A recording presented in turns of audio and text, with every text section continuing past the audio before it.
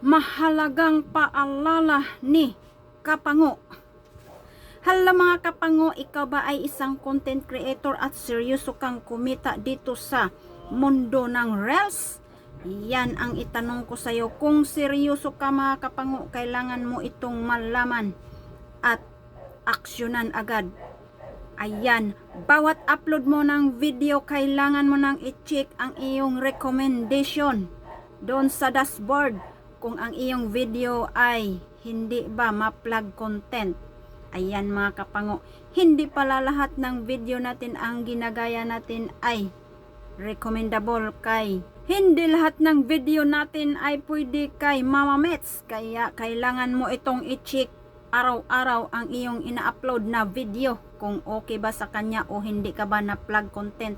Dahil mga Kapango, yung upload ko sa feeds kahapon, ayan, nakita ko ngayon ay na plug content ako. Ayan mga Kapango, paano ba burahin natin ang ating plug content? O yan, tara, sundan mo ako. Ayan mga Kapango, puntahan na natin ang ating na plug content na video, no? Ito, punta tayo sa ating dashboard. At dito sa ating page recommendation, pindutin natin yan. Ayan, dito Kapango ang bubungad ng ating mga video ay gaya-gaya ay hindi pwede. Kaya na plug content tayo. Ayan, pindutin ang manage content. Pindutin ang video kung ano ang video na yon.